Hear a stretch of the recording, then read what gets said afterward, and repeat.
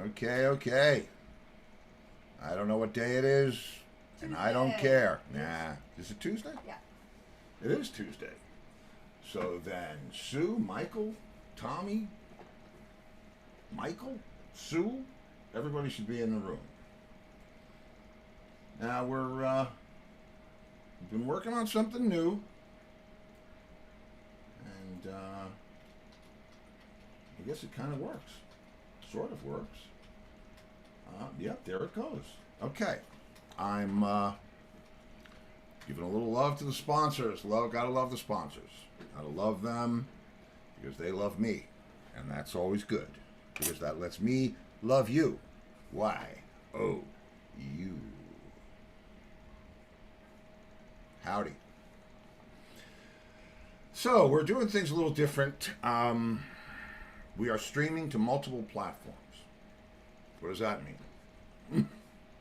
Well, that means that if Facebook screws up, you can go to YouTube. If YouTube screws up, you can go to Twitter. Twitter screws up, you can go to Twitch. But maybe you start to Twitch. I don't know. I'm not sure. But that's what it is. What? I'm twitching. I'm twitching. I can't get it on my phone. Let me see your phone. No. Nah. Come on. Is it not where it's supposed to be? It's because you keep going to the wrong place, bunny ball. Well, I gave it to you before. I know. I don't know. Apparently, you couldn't. Maybe I go to the wrong place. I could be going to the wrong place. I could. I don't know. You'd see. You know what? If you can't get it here, you can always go to YouTube or Twitch. Yes, that's right. All right. So wait a minute. What happens if I do this? This Maybe is I fun, should. huh? It's making me twitch. I'll tell you that. I'll tell you, I am like thrilled to have something besides Facebook because you know why. Okay, let me get my phone back. Why? Because I want to see something. Okay, you want to see something? Yeah. What do you want to see? My All right. phone. Well, here, Thank you. take your stinking phone. So she was amazed when I told her that her camera could make phone calls. Huh. Okay, so what else? Let's see. Well, music news. Music news, you say? Yes, music news, I say. I say there's a new John Entwistle record coming out. What? Yup. There's a new John... How'd you do that? Well, through the wonder of don't release all the material you ever recorded, and a little label called Deco, we found ourselves a new home for John's music. And it's some of the stuff we wrote together, some of the demos that we did for The Who. What? Yeah. And alternate versions of things that we recorded years ago, and unreleased versions of stuff. And if I'm correct, there's going to be a Volume 1 and Volume 2. And perhaps a vinyl box set at the end of the day. But I'm not promising the vinyl box set yet. But yeah, who would have thought? I'm pretty proud of that. So thank you, Charlie and Bruce. And yeah, pretty exciting. I'm looking forward to producing this one and getting the tracks all cleaned up and ready for you guys. So, of course, I don't think it'll be out until the beginning of next year, which is, what, 6 weeks away? Well, it won't be out until 2022. But that's a good time for it to come out because that's when it'll be ready. That's right. That is right. That's right. So now, what else do we have? Well, okay. Well, where's my phone? Because I need to read. We're doing something else besides broadcasting on 5 different channels. Oh, look, there's. Oh, yep. See, Pat Romano. Great news. I can see you guys now. I don't look over there. Vinyl release? Why, yes. That's good because maybe you can see their comments on the phone too. Well, I don't know.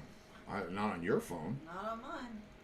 Okay, tonight we have bassist Jeff Gellis coming Right, up. Jeff Gellis. And because we're sick of getting busted for playing people's videos, we're now showing you their picture. Well, like and this. also because on YouTube, if you get flagged 3 times, you're out. I'm out. Oh, right. Yeah. They take you off. Yeah. Let me have your thing there. So that's Jeff Gellis, bass player. We had his brother on last week, if you recall. Oh, Mousy, thank you. I didn't hear the ding. Mouse is here? Oh, Yeah, she she said did the ding? 500 stars. Well, Yeah. Mousy, hang on. I got to get back to the... I did not hear the ding. I got to get back to... Because Jeff's in the way. That's why. See, here you go. Thank you, Mousy. Thank you. Mousy. So, yeah. That is... so that's Jeff. And we're not playing people's videos anymore because apparently you don't give a shit about the videos. Oh, who said that? Oh, Pat. No. No, I know you do. But actually, who gives more of a shit is YouTube. And I played the most obscure video the other day, and That's right. got nailed for it. What I mean, that? it was locked down my town, Right. and I got a copyright viol. I mean, what? Wait till that comes in. It came in on my phone. That was from that Marine guy. From Kevin. Kevin John Simon. John Kevin, I think. No, Kevin John. Kevin John. Major Kevin John Simon. Major. Listen, I enjoyed that show. He was but cool. He got flagged for his video. And Jeff Seitz told me that he went to see their show. He went to see, I guess, Stewart's show. Oh, I didn't know. And he brought Mitch's daughter. Oh, okay. Okay. So yeah, that's pretty cool. Very. So yes, our guest today, there he is again, playing the 5-string music, and just on time. Here's Jeff. Here's what? Oh, come in. Come on in. And there he is. Hey man, how are you? Hey, so great to meet you, man. Good to see you too. I got to ask you about that Music Man, not the black one, but you had a brown one that had looked like it had an arch top on it with a bind. Not really a binding. I've never seen one of those. I don't think. So it's funny. Angus asked me the same thing about that bass. So like many manufacturers, Ernie Ball is building bases in Asia as well as in San Luis Obispo, and that bass. They have their Asian line they call the Sterling line. So it's the exact same CNC machines, models that they're using on the American bases, but the parts are being carved in Asia. They put together, they send the bases back to San Luis Obispo where they're set up for final output, and they sell for half the price of the American ones. And so I will tell you in all honesty that the black one that I have, which is a Stingray Special, was well over $2,000, and this was $1,000, and I like this bass better. So Sterling by Music Man. Are they both 5 strings? You always play a 5-string? I don't always, but yeah, I like the 5-string. I mean, is it weird? What do you have? Low B? Low B. Is it strange? I mean, if all of a sudden somebody started adding drums where there weren't supposed to be drums, it might mess me out. Well, yes. I mean, you don't buy one and go out on your first day and say, I'm going to go do a gig with this, or I'm going to go try and read something, and because it definitely throws off all of your landmarks and all of your, points of orientation. So, you got to get used to it. But I'd go back and forth between 4 and 5, no problem. So it's okay. It's been doing it long enough. So. Yeah, I guess if you've done it, enough, I would imagine. But is it always a low B? No, some guys string it as like a regular bass, and they put a high C on top. Those guys that would be probably playing the notes that would drive a lot of rhythm sections crazy. Stay on the money notes, baby. Yeah. Well, it's funny. I used to when I wrote. In fact, I was just talking about the album. We just signed a deal for some new John Entwistle music, and when I was writing the stuff that we did on our first studio album, I wasn't paying attention to the key or where the bass notes were, and he called me out on it. He said, the bass doesn't go that low. Of course, that's when I figured out the whole thing about the 5-string and 6-string. So is the 6-string a B and a C? Well, I mean, I don't know there's any hard rules. That's traditionally that's how it's strung, but you'll find guys that do whatever they want to do, so, but you're absolutely right. If you go 99% of the time, it'll be a low B and a high C. Interesting. Yeah. Oh, that's cool. Yeah. And so always bass for you? How did music start? Where, when, how? Oh, well, so music started in the womb. I grew up in a musical household. And in fact, my family lineage, if you look back as far as we can tell, doctors and musicians. I have a picture of some great uncle somewhere in a Civil War uniform with a bugle. So I think it sort of runs in the family. That's cool. Yeah. And my father was a musician, my mother was a musician, my grandparents. So it just goes on and on and on. Wow. So nobody busted your chops about being a musician? Oh, or did they? Yeah, of course they did. We want you to play music, but get a real job. Oh, wow. That's sort of the pot calling the kettle black, isn't it? Yeah, of course. Of course. Well, that's all right. And did you ever get that job or no? Yeah, I mean, listen, I think music, if you're gonna depend on that as a living, and I have done it for many, many years, it involved being on the road and living out of a suitcase. And when a love interest came along, it became apparent that maybe that wasn't going to be the best situation to maintain an ongoing relationship. And if it judged by the guys in the band that were married, that's often the case. They were destroying their marriages on the road. Yeah. So yeah, and when I got off the road, I decided that I was going to find some other ways to make a living, and I've done that. And so well, how did you first get on the road? Well, how'd that happen? What happened there? How did and was it always bass? Was it always bass? Always bass. Cool. Yeah. I guess right out of college, the first thing I did I got out of college is I started playing in the casinos in Atlantic City. So that was sort of the first road gig because I was living in Atlantic City. But then after that, I moved to Edgewater, right on the Hudson River, and started hanging out in the village. And so that opportunity eventually presented an audition for Blood, Sweat, and Tears. And so the day they told me I had that gig, I thought I was going to fall over, because I wasn't. I was like, really? Did I hear you right? You're hiring me? Off on the road I went. And well, how did Blood, Sweat, and Tears come up? Was your brother in that band as well? He was. There were two sets of brothers. There were actually, over the years, as you know, that there's been many people in and out of that band. But before Dave and I were in there were another set of brothers, the Conti brothers. Oh, yeah, Steve and Conti, yeah. Right? Mm-hmm. So then Dave Gellis joined, replaced Steve Conti, and then Jeff Gellis joined, replaced John Conti. So. And so, I can't imagine. I have a brother that's 8 years older than me, and I can't imagine touring a tenement with him. What's it like? But Jeff Seitz and his brother get along really well. Right, that's true. So am I the odd man out?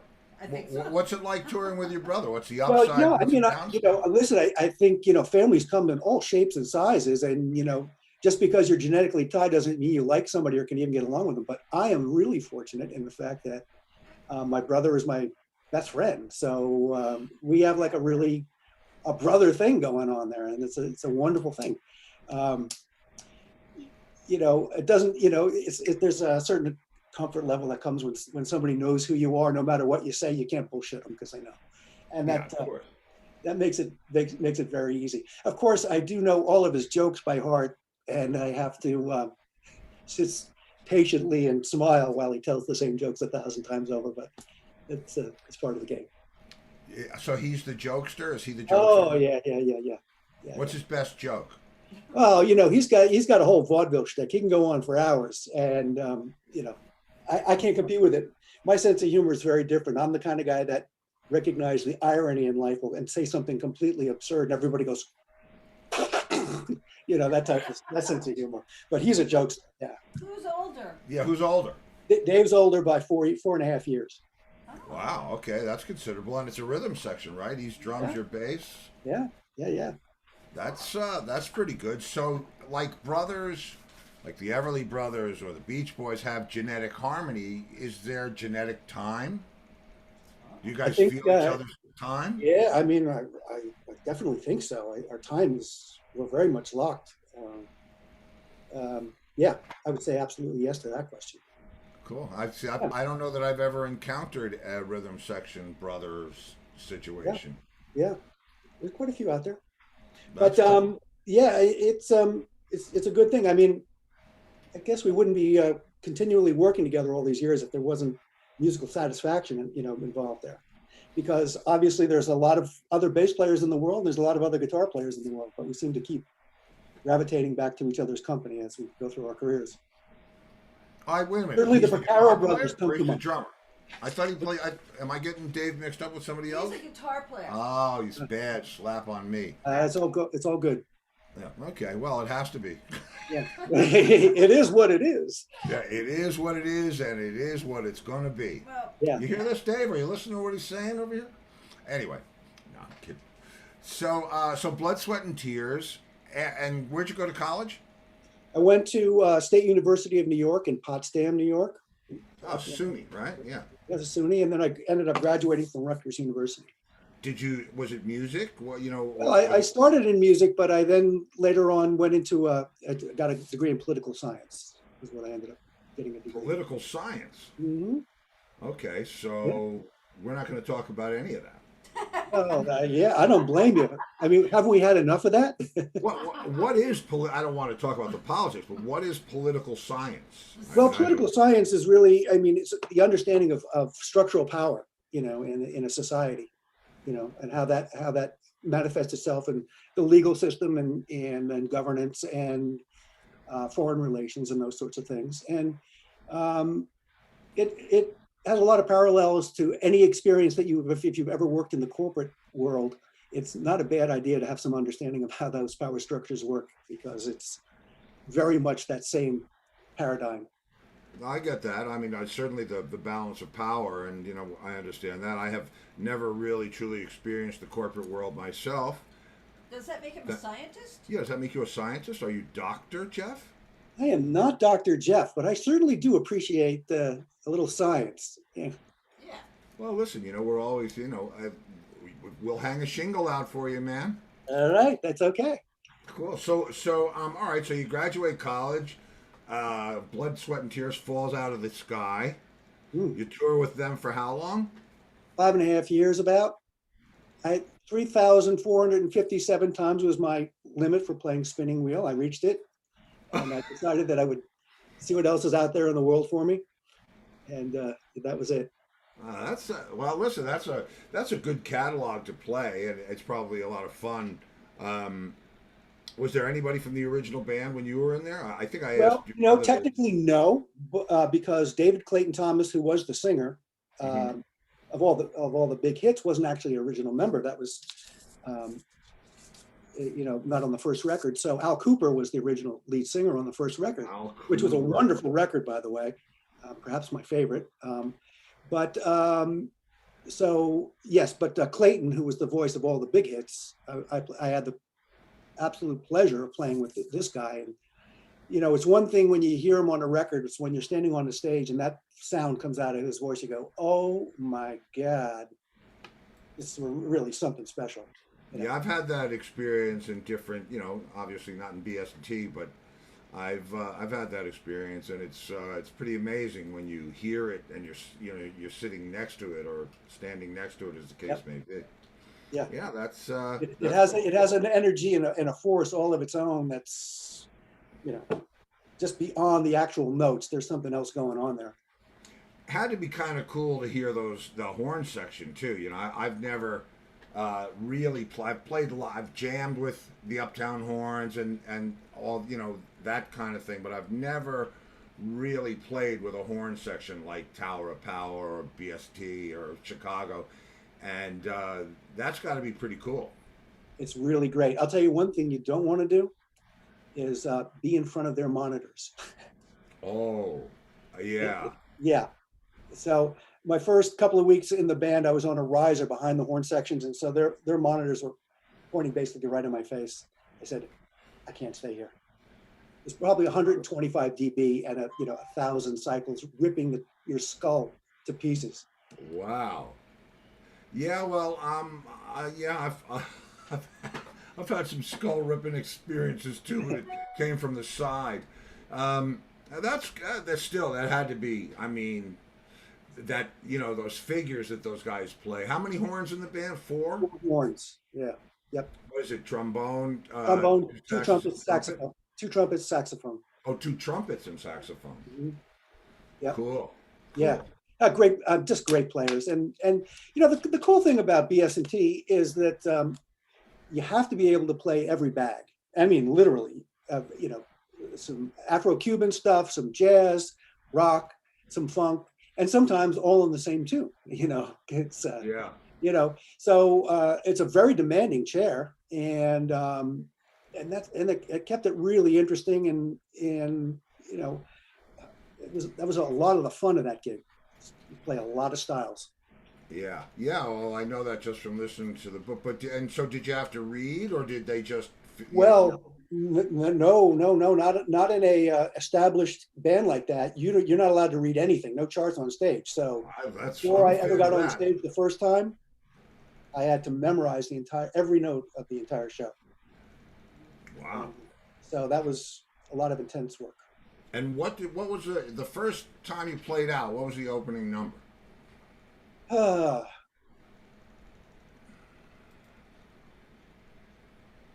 Gee, you know what? I really don't remember that. I do remember this, that I was so frightened that I thought I might pass out. Looking out over a huge crowd like that on a big sound stage, I was a little bit overwhelmed.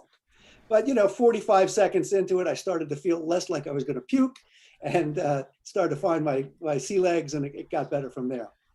But That's honestly, I great. don't remember what the first tune was. Yeah. Well, I think thinking back on it, I think it was More and More, which was a tune off the second record.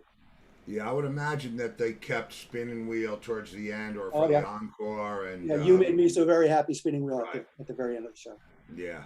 Yeah. Yeah, make them wait for it. Yeah. I mean, people are coming to here to see that. Yeah, of course, and yeah, it makes sense. Well, I'm sorry I never got to see them play. That would have been because I used to love. I had those records obviously on 8-track, Mm-hmm. Mm-hmm. but and David Clayton Thomas, just a very unique voice. I don't really remember Al Cooper. I recall David Clayton Thomas, so I'd be hard pressed to say that I remember the sound of Al Cooper. And was he playing organ at the same time Yes. that he was Yep. Mm-hmm. That's interesting. Yeah. And Wow. they axed him out of the band because they wanted to be, I guess, more rock-ish. But as it turned out, they let him go. But I thought he was a tremendous writer, tremendous arranger. Yeah, I'm gonna have to. Well, I was watching some kind of a musical documentary, and he was involved. And I was surprised that he was involved as a producer. I don't think it was Roy Orbison. It was I don't know. I can't remember. But yeah, Al Cooper, a musical force. That guy. Yeah. It was, I'm sure you remember Super Sessions and all that kind of stuff. So he made enough noise on his own. I think he did. He turned out okay. Yes, he sure did. He did okay. He's a good boy. So you that's an awful jump off the diving board into BS&T. And then when you left, or when that finished up, what was next? Well, I did a couple of things. I had the house gig in Preachers, which is a club in Greenwich Village, with William Gallison, chromatic harmonica player. His career has been long and played with everybody from Sting and all, very high profile studio cat.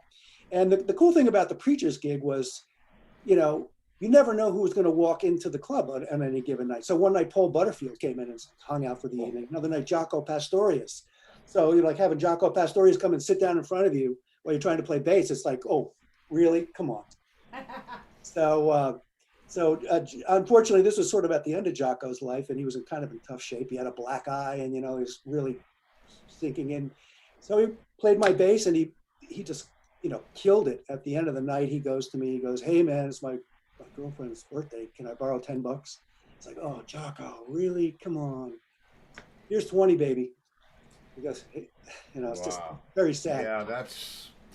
Yeah, I never played with Jocko, and I don't think I'm pretty sure I never saw him play, but, I certainly know the folklore, and it's a sad story because the guy was such a genius and such a, just such an anomaly. I mean, who plays all those instruments that well and innovates? And I've heard all the stories. We had who was on that played with Jocko? Oh God! So one of the guys was in the band that would have been the band at the time that you're talking about. Mm-hmm. The word of mouth. It was a horn player. Yeah, I think. yeah, it was a horn. He was definitely a horn player. I think he was either a trombone. Trombone? I'm blown. He's blown. Trombone or sax, but he talked about it. Jocko would ask him to take his bass home when he would break it, and the guy would fix it for him. And that's horrible, man. I mean, that's Butch Thomas. right, Butch Thomas. Yeah, and he played with Sting also. Yeah, yeah. So there's that's my wife and producer Lori over Hey, Lori. in the shadows. Oh, yeah, Jeff. She stays outside the module, That's good. Yeah, well, we watched several Jocko documentaries. Yeah, we watched some, and amazing stuff. I mean, you listen to Marcus Miller talk about him, or That was a great documentary. Yeah. oh, Yeah. so you saw that? Yeah, Yeah. amazing. Yeah. But what a troubled dude. And if I'm not mistaken, Butch was there the night that at the club when he got. No, that was somebody else. That was somebody else. That was somebody. She's in gotta another look through band. the That was a book. bass player, and Jocko went up and asked if he could play his bass. Oh, Yeah. okay, yeah. Yeah. It's a shame, you know what I mean? And that was undiagnosed bipolar, if I'm not mistaken, right? Yeah. Craziness. And drugs. Yeah, and you can't leave out the drugs, but I mean, that's what when you're that talented and you're that gifted, that's torturous in its own way. I know some very, very smart people that drive themselves crazy with their own intelligence. Mostly sound men, but and I think the drugs, I think the drugs are an attempt to drown out the marching band that's going on inside of his head 24/7. yeah. Definitely trouble. Yeah, I mean, that's the road is not always friendly to people with issues. It's never friendly to people with issues, and it's not for everybody. I'm sure you've done your share of the road, and that's probably when it's best to have your brother there because man, the road is hard. I mean, it's tough. There's every opportunity incentive to do the wrong thing all the time. So you're right. I mean, very easily tempted to go down, make the wrong decisions, and it's treacherous. Well, it's not always as shiny as it looks from the outside.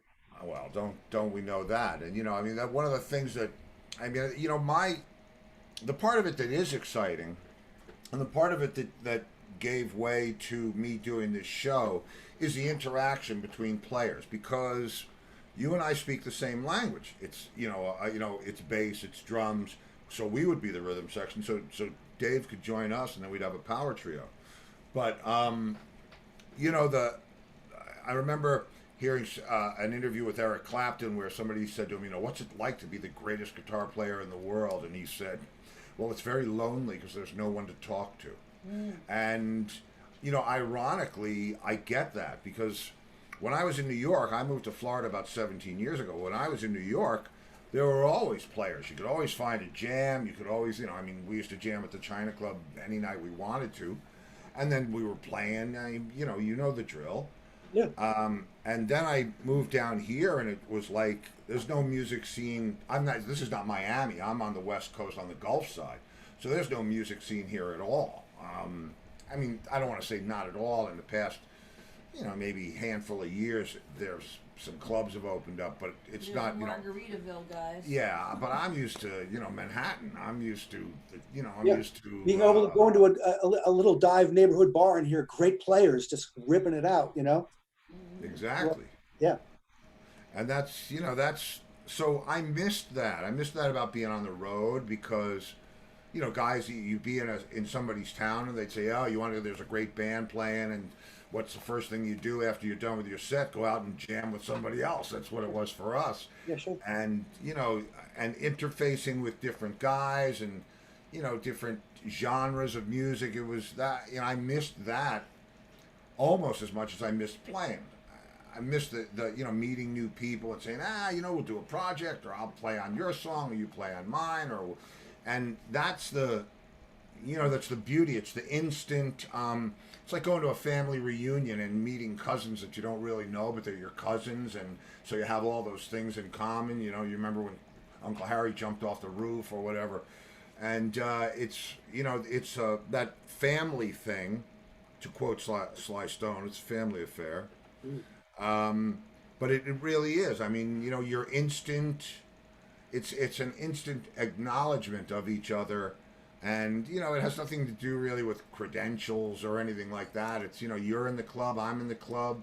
Let's talk about let's talk the secret language. It's kind of like and well, this pandemic thing has sort of taken that thing that you're talking about right now, that isolation, and it spread it ubiquitously around the entire music community, because for the last 18 months there were no gigs, there was no hang.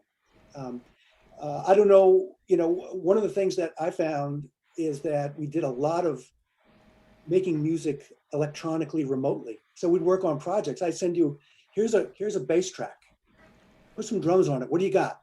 And send the stuff back and forth. And we were able to keep some of that alive. It's not like the same as we're hanging together and then all that intimate, laughter and side stuff because we're just sending back files, but there's some of that creative interchange, and that's sort of been somewhat of a savior over the last few months for me.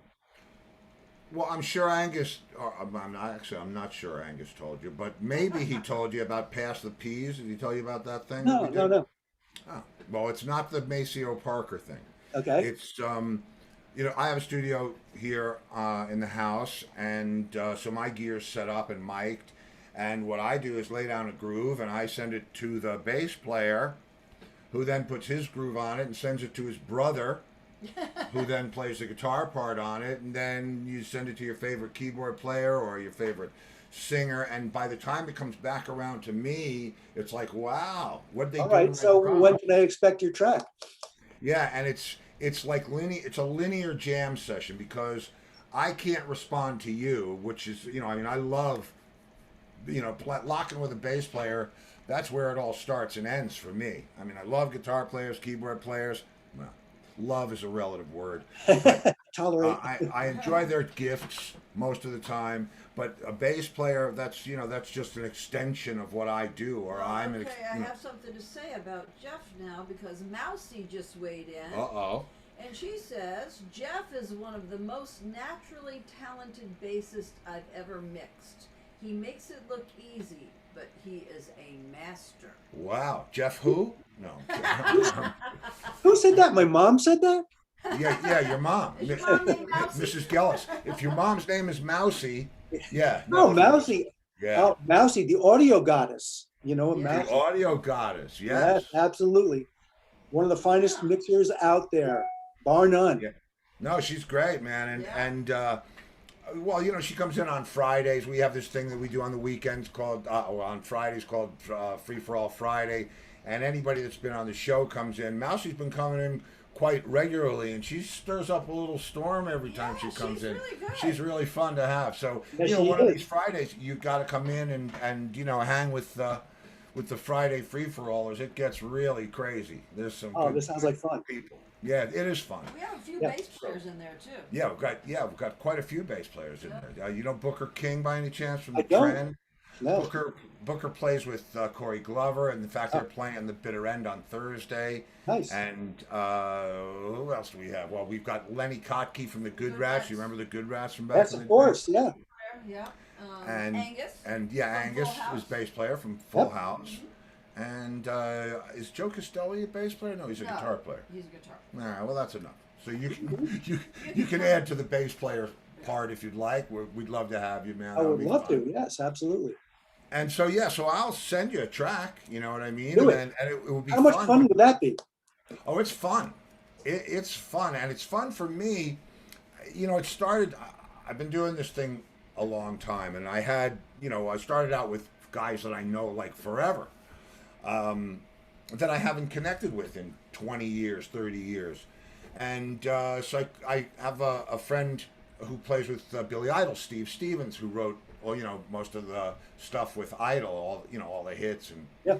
And I called him up. I said, "Hey, man, it's like been forever. So I haven't seen you in 30 years. We see each other on Facebook." I said, "Come on the show." So he comes on the show, and we're talking about this and that and the other thing. And it's just like hanging backstage, seeing somebody that you haven't seen in a million years. And I said to him, "I'm going to pass you the peas." And he said, "Oh, yeah, pass me the peas." I passed him the peas. He passes them back, finished. He played everything. So it's like, okay. Okay. Yeah. Do I get writer's credit on this? Yeah, but it's fun, man. And I've got all kinds. I have all kinds of styles of things that I can send around, and it's really interesting what comes back, because I never know. With Booker and I, and with Angus and I, we sent them back and forth. I'd lay a drum track, Booker would play to it. I'd like what he played so much that I wished I played something else. And because we're cutting to a grid, I can go back in and replay my part. Yeah. And so that's as close to jamming as it gets for me. But in other situations, I sent it out there, and when it came back, it had everything on it. It's like, wow. It's fun, man. It's fun. It's like Christmas. You get a present. What's in it? Let's open it up and find out. Yeah. And, do you know Wade Preston by any chance? Keyboard player from Moving Out. He did Moving Out on Broadway. Okay. He laid a track on one of the things that we did, and then somebody suggested Tony Bruno, who I know from the Long Island days before he went to MD for Enrique Iglesias, and Tony's a rocker, man, and he sent me back just a rhythm track and leads that were just smoking. So, you never know where any of this stuff's going to wind up. Van Romain was in Blood, Sweat, and Tears for a while, and he was my roommate. So he's now the drummer for Enrique Iglesias, as you know. Yeah, Van's cool. I know Van from China Club. They used to sit in all the time. So we had a lot of fun as roommates, but yeah, that's funny, the connection there, huh? Yeah. It's funny because everybody thinks there's so many musicians in the world, and there are, but our business, the business of what we do, and the tide of what we do, is very small. I mean, I haven't come up against one person, whether I've known them or not, that hasn't known somebody that I know or played with somebody that I played with, and it's just such a great community. That's your mom calling to tell you. That's my parole officer. Same thing, right? I was supposed to call in. I don't know. Oh, well, listen, it's all good. It's a cool business. I mean, what we do is awesome. So what's music now? I mean, I know what it is now, but what's on the horizon, or what's Well, let me just take that. I love your question. Let me just take it in a little slightly different direction than what you're intending, maybe. But you often hear musicians, especially as we get on in our years, bitching about the quality of music. And I have found that there is no shortage of fantastic music being made right now. It's not always easy to find. Back in the early days of NEW, there was anything goes. They would play anything and everything. That doesn't happen in any commercial formats in any way, shape, or form. But there's some amazing talent out there. I'll throw out some names. You probably know some of them. You may not know some of them, but I'll throw them out for the audience as well. Go down the rabbit hole, do a little investigation. Of course, you probably know Jacob Collier. If you don't know him, for anybody, he's maybe our generation's young Mozart, talented beyond the wildest realm of any talent that I've seen out of any musician. If you don't know him, check him out. There's a duo out of Los Angeles right now, two young kids, and the name of the band is Knower, Knower. I've actually heard of that. I've heard of Noah. I didn't know it was with a K, but somebody in one of these Anower, conversations. nowhere, like to know. And Yeah. the Lewis Cole and Genevieve Attardi. They're probably in their mid-20s, maybe. Listen to what these kids are doing. I mean, I say kids, but amazing stuff. There's a Brazilian bass player that's out of Miami too, by the name of Munir Hassan, Munirhussn. Sounds like he needs a vowel in there somewhere, but Munir Hassan. yeah. I mean, I just want to throw that out there for anybody that's interested in looking for some new music that maybe isn't on the well-worn path. It's out there. So it's amazing, the players that are coming up now, how they embrace the music of the past. You know, I mean, it's not all auto-tune and hip-hop, and it's not that, you know, listen, I there's room for everything, and you know, if it's fun and somebody likes it, keep doing it. well, all of those people I named, none of them are auto-tuned. These No, are I know. music Believe in me, the I know most that. purest sense of the word. Yeah. And Yes. would you call, where are they? Would you call them jazz players? Would you call them fusion players? Well, you know, the lines get really blurry, and it's hard to say because yes, and yes, you know, all of Yeah, that. yeah. The influence is far and wide. You can hear jazz influence in there. You can hear ethnic influences in there. Certainly, Munir Hassan is Brazilian based, so you know you have an idea what you might be getting there. But Yeah. Collier and Knower are wow, just a really unusual cocktail of influences, which is part of the interest of it. You know, What's the instrumentation of Noah? Knower is basically Lewis Cole plays everything, although they bring in other musicians. If you see the live band, they have other things, but it's keyboards and vocals are the basis of it, but it doesn't cover it. You have to just do a little snooping. There is Snarky Puppy. I'm sure you're aware of them. They have they did a album called Family Dinner 2, of which they do a collaboration with Knower, and that's worth checking out because it's pretty special. I think, Well, I will. You know, as a drummer, anytime. you'll appreciate this very much. Good, because I love I love to hear new stuff, and anytime, especially in this venue, when I hear somebody, come across my my desk, or if I hear a name more than once, I always go and take a look because I want to know what's going on out there, and if these are people that would like the exposure and their friends, man, toss them our way. I'll have them on the show, and we'll get people to know what they do because that's what this is about. It's really about sharing and we have to pollinate a little bit because we're not out there touring like we used to be. I believe we will be again, but for right now, everybody's kind of. I can't imagine being in my prime touring days, in my 20s, 30s, even 40s, and having this thing happen in the middle of all that. I don't know what I would have done. Talk about dark influences taking over, man. I would have, no telling. I mean, I either would have been in jail or in jail. Yeah, or homeless or whatever else. Who knows? Yeah, right. It's hard to say. I mean, I can't even fathom it because I came up primarily, my halcyon years were 70s and 80s, and there was such a music scene in New York, New Jersey, Connecticut at that time. There were more than enough clubs for everybody. You're playing 6 nights a week, 50 weeks a year. It was fantastic. I can't imagine having this thing just come and just close everything down. It's hard to even think of it. Yeah. And if you imagine Midtown Manhattan, completely a ghost town. I mean, crazy, just eerie. Yeah, it's gotta be nuts. It's gotta be crazy. Video. Yeah. Do you know Ivan Bodley, bass player, Mm-hmm. funk boy? Okay, well, he's got a great man. He's got this thing called Crab Walk. I don't know if you've heard it or not, but it's really, really good. And he did a video of him just walking around the city. It's like with a mask on, like a bomb went off. It's the most eerie thing. Nobody on the streets. A couple of people photobombed them, but that was it. It's like nobody on the street. I've never seen Manhattan like that in my life. It's not even at 4 o'clock in the morning, Yeah. especially at 4 o'clock in the morning. Yeah.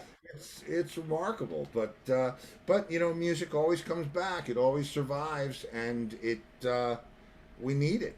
And It you helps know, us survive. How else do you get through something like this, right? yeah, exactly, exactly. So, all right, well, I told you about the peas. I told you about Free for All Friday. Okay, I'm expecting a file from you, so Oh, put me on the list.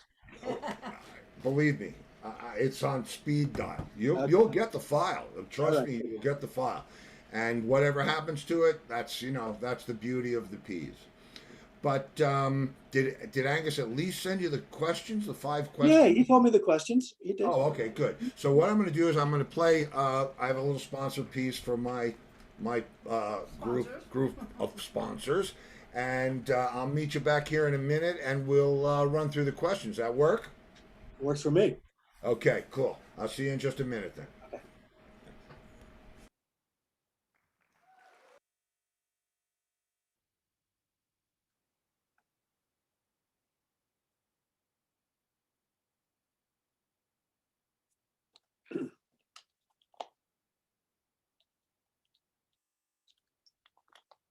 Food.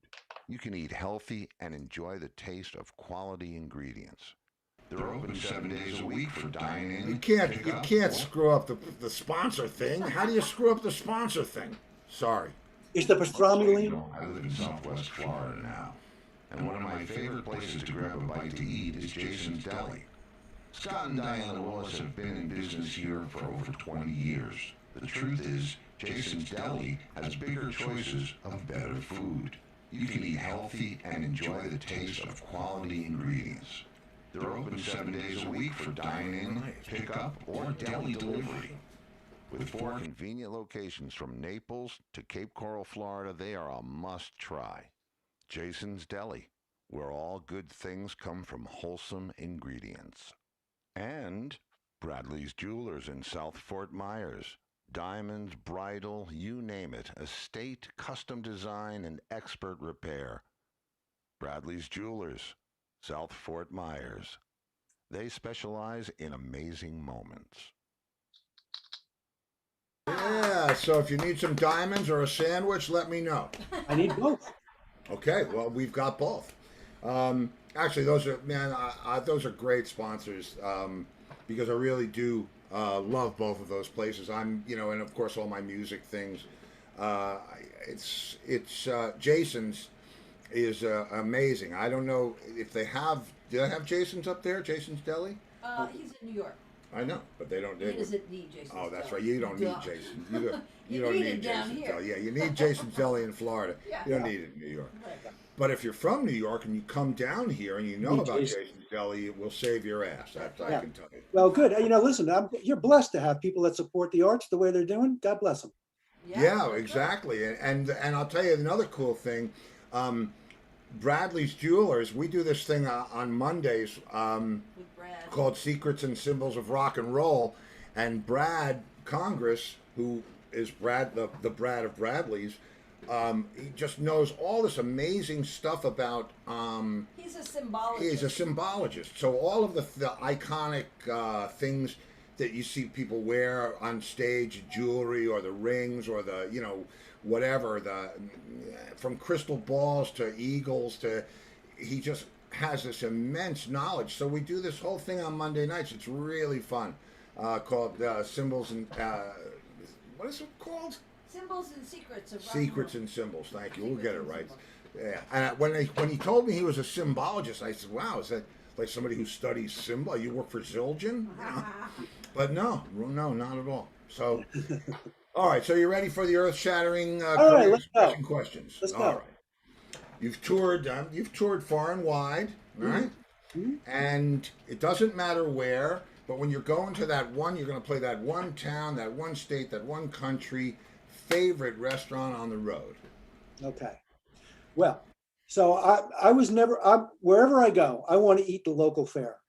And I remember being in Japan one time and a bunch of the guys were going out to McDonald's. I said, "You've got to be out of your freaking mind. We're in Japan. for God's sake, eat some Japanese food. But we were playing in Alice Springs, which is the outback in Australia. Australia, sure. And we came across some roadside little kind of a divey little cafe somewhere. And we walked in there, and it was maybe one of the best restaurants I ever ate in my entire life. Didn't look like anything special, but the food was 5-star, prepared beautifully, came out, looked like it could have been photographed for Bon Appetit magazine, blew me away. I don't remember the name of the place, but that place sure left an indelible stamp on my brain. We all look at each other and go, how is this possible? In the Australian outback? Yeah, And the and outback. We're watching a show Yeah, about well, you know, that now. we're Not about that restaurant. Pine Gap. Have you heard of Pine Gap? No. It's right outside of Alice Springs. Yeah. And we just finished watching a show called Pine Gap, and what it is, it's about the 5 listening stations, you know, the CIA, NSA kind of stuff, how they listen to everything around the wind, monitor with the We're being monitored right now, by the way. Sorry, say again? We're being monitored right now. I'm just warning you. Don't I know it? And they're learning a Yeah, lot. yeah, and believe me, but it takes place in this area of the outback called Pine Gap, and it's right outside of Alice Springs. Yeah. And and they made a joke. Somebody ran into somebody else from the site, and they said, "Wow, if only there were more than 3 bars in Alice Springs." Yeah. But yeah, I know Alice Springs, and she Yeah. knows me. You just never know. You never know what you're going to find. Well, I'll tell you what. I'll look up the 5 restaurants that are in Alice There's Springs. only got to be 5. Right now. And when you come in on a Friday, I'll ask you, was it this one? Was it Goldie's? Was it Enrod's? So Yeah. we'll figure that one out. All right. Okay. Now, and this next bunch are musical questions, and it can be from any point in your career, any time, any band. It doesn't matter. But the set list comes out, and there it is. Your favorite song to play live. What's that song? Well, that's a movable target. But, you know, I'm kind of the guy that wants to dive into the deep end of the pool. So depending upon what it is, it's usually probably the most difficult piece on the set list. You know, I don't know. We have a band called Unbrothers, my brother and myself. And when we call Carnival 9, that's usually a happy time of the night for me. Okay, I get that. Yeah. Carnival 9. Yeah. Excellent. Well, that's I'm a big Greg Lake fan, so yeah, that's cool. That's a good one. Can I digress for but a moment? I just have to Absolutely. comment on your association with Entwistle. You know, John Entwistle, I call him one of the Galapagos Island bass players because his influences are not well understood by many of us Western bass players. Growing up the tradition of, you know, first, of course, the Beatles, and as a kid growing up, all those things, the Motown and the Stax recordings were emblazoned on all those bass parts, especially early on, and you could hear the influences. And the first time that I heard Entwistle, I said, "What is this? What is this? This is not what I."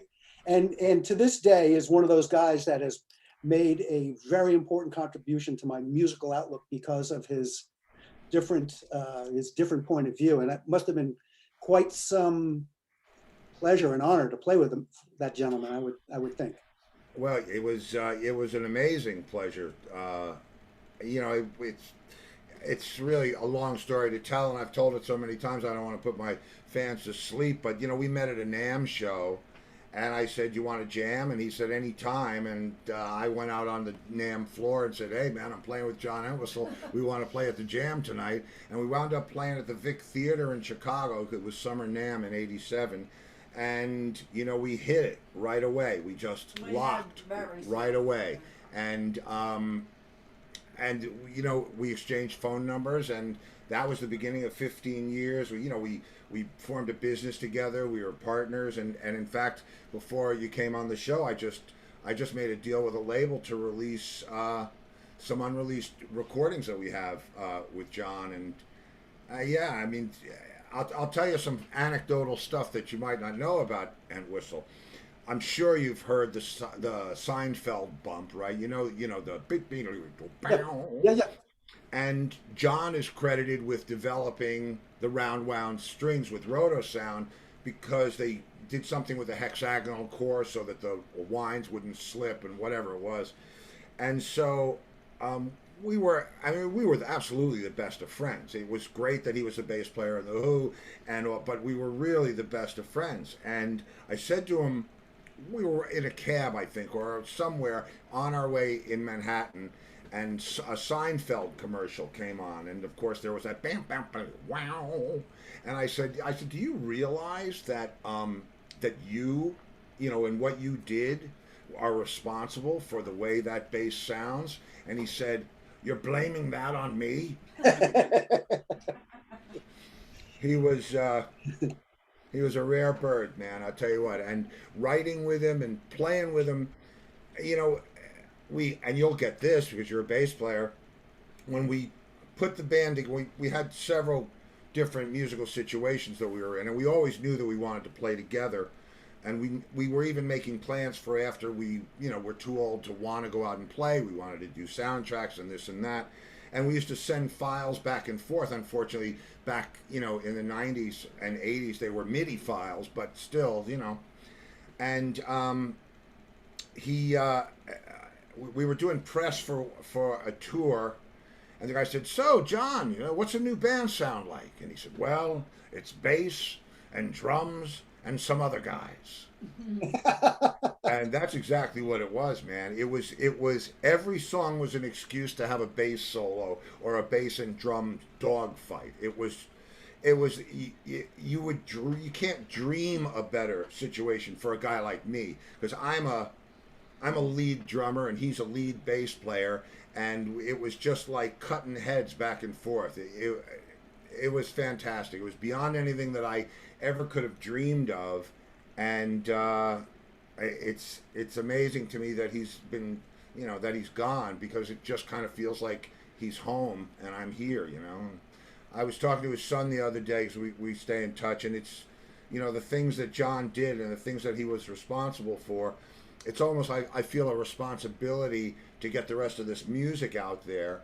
I have stuff of his, stuff of ours, demos that we did for the Who that never got recorded, and it's his legacy is just so immense. And You're sitting on a treasure. Share it, and if you got it, share it. Yeah, and I thank you for asking that, because it's always, anytime I get a chance to glow about my friend, He was remarkable.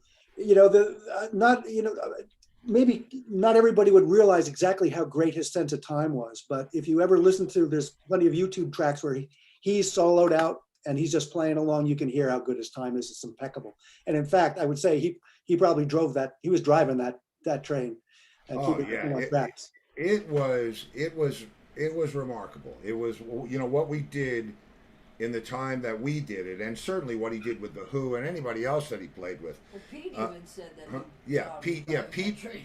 I was when I started doing the Entwistle documentary when he was alive, and the idea behind the documentary was, the Who were going to go out in 2000, I think it was, and he said, I got to go back to play with the Who. It was like, oh, I feel bad for you, but you get that, Yeah. And so I said, I had an offer from a filmmaker. Did I want to do something? And I said, yeah, we'll try to figure something out. And we did started a documentary when he was alive about, the old soldier getting out his guns, dusting off the uniform, getting ready to go back out to war. What's it like to prepare for something like that with a band as iconic as the Who? Whatever it was, 40 years after the fact, and so on. And so we shot 10 hours of just yakking it up in at his house in England, and it never got finished because the financial guys do whatever they do. And then after he passed, I wound up finishing it. A production house came to me and said, I heard this exists, and I said yes. And I went and I had I rang up Pete and I asked him if he would do an interview for it. And he said, sure, come on over. And so I thought maybe he'd hang talking for about 15 minutes. And we were there talking about John for 3.5 hours. And one of the things that he said, and we were talking, it wasn't like, so when did you do, it wasn't an interview. It was like this, just two guys talking. And I said to him, just like I said to you, with me and him, it was a dog fight. It was, oh, really? Watch this. Oh, really? Well, you watch this. Oh, really? And it was that. And Pete said, yeah, he said, we tried that not that long ago. He said, I said, it's like a conversation, like a conversation. And he said, yeah, and I had Bobby. I said, Bobby, put one of my stacks around John's side and give me one of his on my side. And he said, what do you think? Well, like the old days. And John said, okay. He said, and I did some noodling stuff, and John blew it right back at me, and he said, that's it, conversation over. Because he was remarkable. And to sit there this close and watch it happen and actually be part of it happening, Yeah. It's, and the loudest single instrument I've ever heard in my life. Mm-hmm. Ever. But yeah, props to Johnny. So, yeah. God bless him. Yeah, God, he has and probably continues to do, I'm sure. Yeah, amazing guy. And I was blessed to have been even in that for a moment. So, all right. So moving on, the set list comes out, and there it is, the song you really never want to play again. What's that song? Well, as a professional musician, we are to some extent prostitutes in many times of our life. We play what we play what we're paid to play. So if it's that objectionable, now it becomes a negotiation of how much do you want to pay, because I do have a price that I'd be willing to settle for. But honestly, that's the work part of music. You play what you're asked to play or you're paid to play, not necessarily what you want to play. There's a million bar tunes that you hear bar bands play, any of which I could name a list as long as my arm, any of which if I never heard again would be just okay. But it's hard to pick out one that has any special merit. I was waiting for it to be Spinning Wheel. Well, spinning, I enjoy that piece of music. I got burned out on it terribly, and if I don't hear it for 10 years and I hear it again, I'll enjoy hearing it. But yeah. Okay, all right. So we'll leave it at that. And now, I know you've been a bass player for the whole run. If you could play any other instrument other than yours and absolutely kill at it, flugelhorn, trumpet, tuba, what would it be? Saxophone. Saxophone. Ooh, Interesting. that's a good one. You're not yet. That's been one of the most popular. That and piano Yeah. have been one of the most popular choices amongst a broad spectrum of players. So that's interesting. Saxophone. Yep. Yep. Yeah. Because if you could wail at that, boy, you'd be like Junior Walker or Bird, wow. Yep. One of the things I did over the pandemic was I started working on some jazz saxophone transcriptions on the bass. I mean, obviously something you need some time on your hands to work on that type of stuff. But yeah, I'm serious. I love the vocabulary that's associated with that instrument. Yeah, it's awesome. I love it too, and it's out of the orchestra and out of brass / reeds, because we know it goes into both categories. It's probably the most rock and roll instrument in the orchestra or in the band. Yep. Yeah, very cool. Yeah. Very cool. All right, and this is the good one, and then I'll let you get some dinner. And the good one is, if you could play one show with anybody or any combination of guys, living or dead, who would it be? Well, I thought about this question, and there's millions of them. I would start throwing out Lowell George or this, that, and a million different people who I've loved over the years that could never play with ever because they're past. But the one that I figured that was the most meaningful be able to play music with my father, who's passed away. So wow. Yeah, that's if I had my druthers and I could make magic, that's what I would do. Well, believe me, this is my spaceship, and you can do anything you want. So Right, that's if a that can great happen, answer. that's a great answer, Yeah. man. That's a great answer. Wow, that's listen. The track is going to be coming. You'll see it very shortly. I think I'll eat dinner before I send it, but it's Yeah. coming. Well, we're gonna eat And, first. and you know, you don't have to share it with Dave, but you can. Okay. Well, good. No, You it'll sent be Dave fun. one? What? You were supposed to have sent Dave one. I think I sent Dave one, Okay. and I think I sent Dave one under the same premise that he would share it with Jeff. Okay. So either way, They're best friends, so. yeah, well, that's its own blessing, my friend. Yeah. That's a true and honest blessing to have a brother that's a musician, that's your friend in life.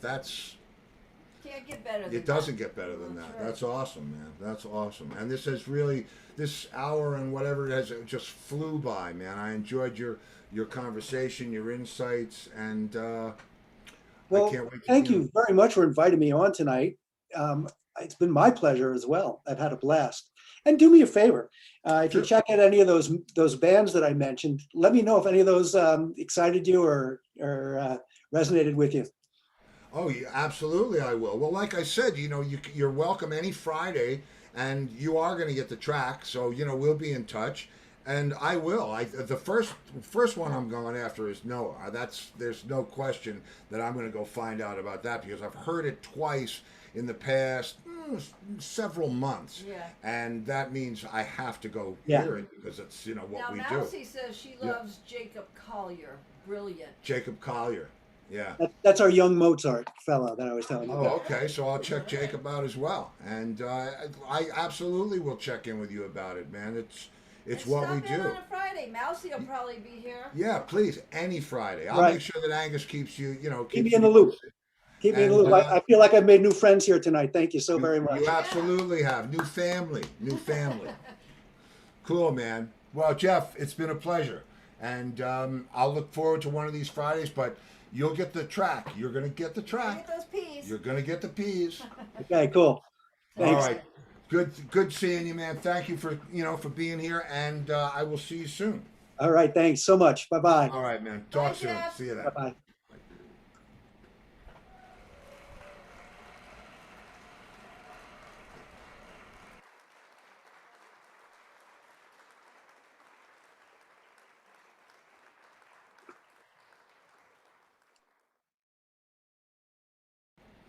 Yeah. Okay, yeah, that was awesome. That was great. That was great. He was great. Yes. Check your encoder settings. Keyframes. What is that? I don't know, but I don't want to see it. he That must was be a really. good bass player. What's that? He must be a good bass player. He's got to be a good bass player. Yeah. But well, it's going to be fun to make some music with him. Right.